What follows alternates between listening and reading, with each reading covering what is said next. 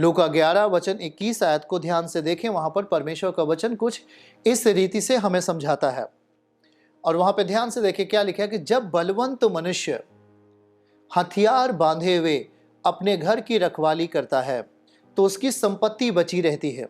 उसकी संपत्ति बची रहती है जब एक मनुष्य हथियार बांध करके अपने घर की रखवाली करता है। इसका मतलब है यदि आप हथियार बांध कर रखवाली नहीं करें, हथियार अपने साथ नहीं लिया, विश्वास की आत्मा को जीवित अवस्था में अपने भीतर नहीं रखा, तो कोई है जो आपकी संपत्ति को लूटना चाहता है, जो कोई है आपके विरासत को लेना चाहता है।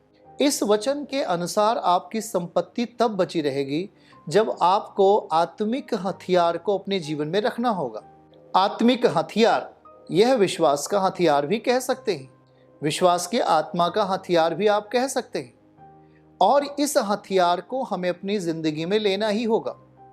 यह विश्वास का हथियार, यह आत्मिक हथियार हमारे घर को और हमारे परिवार की संपत्ति को बचाए रखेगा।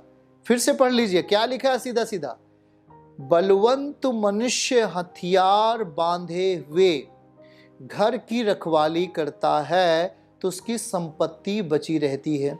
यह सही नियम है, यह सही जीवन शैली है आत्मा में जीने की। आप विश्वास के साथ चलते हैं, विश्वास में वो हर परिस्थिति को मिला देते हैं जो वचन से आपके पास आता है। प्रभु के बड़े बड़े अभिषिक्तों, खुदावन के दासों ने विश्वास के साथ वो अपने जीवन के हर कामों को पूरा होते हुए देखा। उन्होंने विश्वास किया और उपवास किया, उन्होंने विश्वास किया, वचन को पढ़ा, उन्होंने विश्वास किया, परमेश्वर के सामने गए, उन्होंने विश्वास किया, परमेश्वर के शब्दों को अपने जीवन का हिस्सा बनाया, उन्होंने विश्वास किया और परमेश्वर के लिए अर्पित किया, अर्पण किया, होम बलि मेल बलि को अर्पण किया। मतलब विश्वास के अंदर वो हर चीज़ें मटेरियल जो आपकी ज़िंदगी को उन्नति दे सकता है, जो आपके परिवार में एक हथियार के समान आपकी प्रॉपर्टी को, आपकी संपत्ति को, आपकी संतानों को सुरक्षित रख सकता है, उन चीज़ों को हमें अपने जीवन में लेने की ज़रूरत है। यदि हम इससे दूर होते हैं तो हम कहीं न कहीं टूटते हैं, हम अपने आप को कमज़ोर करते हैं, हम बुरी परिस्थिति के शिकार होते हैं। प्रिय भाई बहनों, देखिएगा ज़रा, परमेश्वर हमारे जीवन के लिए अगुवाई करता है और वो हमें बलवंतता की दशा देता है। इफिसियों अध्याय 6 में वचन 10 और 11 को पढ़िएगा, और वहाँ लिखा है कि तू मेरे प्रभाव में बलवंत हो। यह एक सफल रास्ता है आपके आत्मिक जीवन के लिए। प्रभु में उसकी शक्ति के प्रभाव में बलवंत बनो। बलवंत बनने से हम अपनी उन परिस्थितियों को बचा पाते हैं जो हमारे अंदर परमेश्वर देते हैं। उदाहरण के लिए अगर देखें तो आदम को परमेश्वर ने जब अदन में रखा तो उन्होंने कहा, क्या कहा? उत्पत्ति 2 अध्याय और वचन 8 में और वचन 15 में जब हम पढ़ रहे होते हैं तो वहाँ बाइबल का वचन कहता है कि परमेश्वर ने आदम को रचकर अदन में रख दिया, और फिर 15 आयत में लिखा हुआ है कि कहा निगरानी करना है, देखभाल करना है, उसकी रक्षा करना है।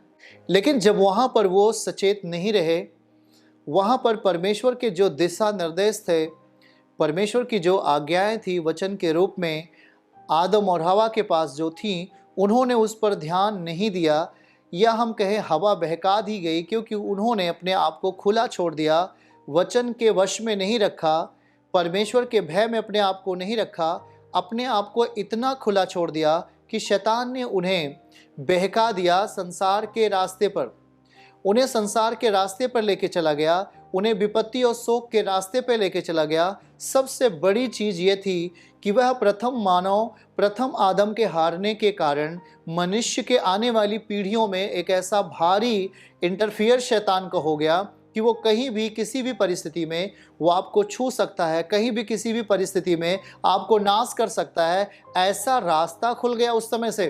प्रिय भाई बहनों, जब हम सचेत नहीं रहे, जब हम अपने आप को परमेश्वर के खुदावन के भय में नहीं रहे और हमने अपने आप को बिल्कुल भी खुला छोड़ दिया कि आ बैल मुझे मार, आ मुझे घात कर, और वो आता है और उन्हें घात करता है, उन्हें भरमा देता है और वो संसार की संपत्ति बन जाते हैं जिन पर शैतान का हुकूमत चलता है, और वो उन्हें तोड़ता है और मारता है, जैसा बाइबल में लिखा गया है।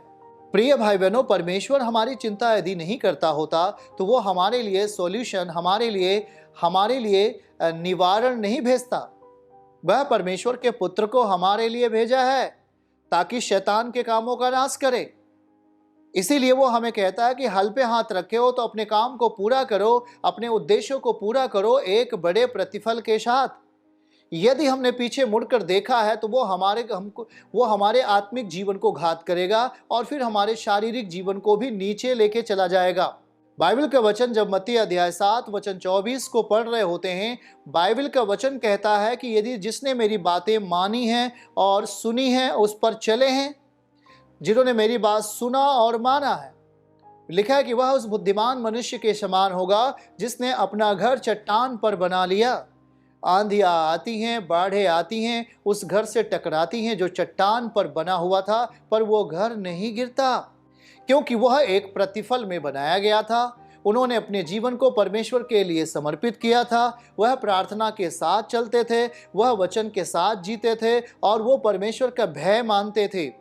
यही कारण है कि वह चट्टान पर थे और आंधियां जब उन्हें गिराने के लिए आती हैं, समस्याएं उन्हें छूने के लिए आती हैं, तब वो स्थिर बने हुए रहते हैं। परमेश्वर हमारे लिए खड़ा हो जाता है क्योंकि हम उसके वचन पर जी रहे हैं।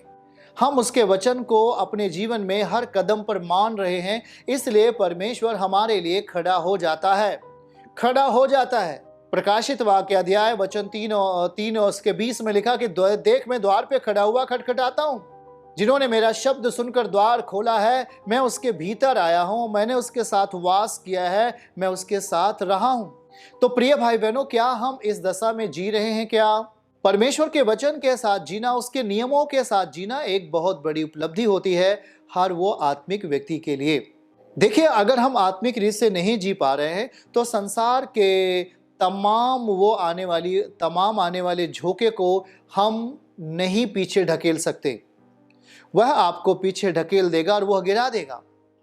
पर यदि हम परमेश्वर के वचन पर भरोसा रख रहे हैं, उस पर विश्वास के साथ जी रहे हैं और उसके साथ प्रार्थना में, संगति में और वचन की अगुवाई में जी पा रहे हैं, तो हमारे लिए यह एक बहुत बड़ा वरदान होगा। हमारे लिए यह एक बहुत बड़ा हथियार बनेगा जिससे शैतान के कामों का नाश होगा। इसलिए बाइबल का वचन कहता है कि अपने हथियारों को बांध लो। हमारे हथियार शारीरिक नहीं हैं। इफिसियों अध्याय 6 वचन 11 में स्पष्ट लिखा गया है आपके लिए, वहाँ देरी नहीं की गई है। और वहाँ पर बाइबल का वचन कहता है कि हम परमेश्वर के सारे हथियारों को बांध लो जिससे तुम शैतान की युक्तियों के सामने खड़े रह सको। क्या है आप में? आप किस हालातों में चल रहे हैं? अपने आप को नर्वसता के हाथों में मत दें, अपने आप को व्याकुलता के हाथों में नहीं दें। इफिसियों 6 आयत 11 वहाँ स्पष्टता से कहता है, परमेश्वर के सारे हथियार बांध लो ताकि कि तुम शैतान की युक्तियों के सामने खड़े रह सको। मतलब शैतान युक्ति करता है आपके विश्वास की आत्मा को चोरी करने के लिए, आपके विश्वास की आत्मा को बुरी तरह परास्त करने के लिए, हराने के लिए शैतान जो एक बुरा आत्मा है वह प्रयास करता है। इसलिए यहाँ पर क्या लिखा हुआ है? सीधा सीधा बाइबल का वचन कहता है कि परमेश्वर के हथियार बांध लो। जब हम परमेश्वर के हथियार बांध लेते हैं तब हम शैतान की युक्ति के सामने खड़े रह सकते हैं। अगला ये 12 दिखाइए। कैसे? क्योंकि हमारा यह मल्ल युद्ध लहू और मांस से नहीं है। हमारा यह मल्ल युद्ध लहू और मांस से हमारा लड़ना भिड़ना नहीं है, परंतु प्रधानों से, अधिकारियों से, संसार के अंधकार के हाकिमों से और उस दुष्टता के आत्मिक सेनाओं से है जो आकाश में है। उनसे आपका युद्ध है। आज अपने परिवार में आप अपने बेटे बेटियों को बिगड़ते हुए देखते हो। वह माता पिता की आज्ञाओं को नहीं मानते हैं और वो तमाम ऐसे प्रोग्रामिंग में अपने आप को बेच देते हैं। मोबाइल के ऐसे गंदे प्रोग्राम में अपने आप को बेच देते हैं। अपनी रूह को शैतान के हाथ में दे देते हैं, अपने विवेक, अपनी मानसिकता को दुष्ट आत्माओं के हाथ में दे देते हैं, जिससे वे बगैर बुरे काम किए बगैर वे रह नहीं सकते, बगैर व्यभिचार किए वे रह नहीं सकते, बगैर चोरी किए वे रह नहीं सकते, क्योंकि उन्होंने अपनी आत्मा को शैतान के हाथ में बेच दिया है। अपना आनंद बुरे चीज़ों में दिखा रहे, अपना आनंद गुनाह में दिखा रहे, अपनी बढ़ोतरी गुनाह के द्वारा करना चाहते। इस कारण से उस परिवार की आत्मिक दशा बहुत ही बिगड़ जाती है। वहाँ पर परमेश्वर का कोई भी हथियार नहीं है जो आपकी मदद करे आपको सही रास्ते पे लाने के लिए। चर्च की सभी प्रार्थनाओं को और परमेश्वर के दास के द्वारा टीचिंग सुनने के लिए और अपडेट्स को जानने के लिए हमारे इस चैनल को सब्सक्राइब करें और साथ में बेल आइकन को जरूर दबाएं ताकि जब भी लाइव प्रार्थना हो तो सबसे पहले आप देख सकें।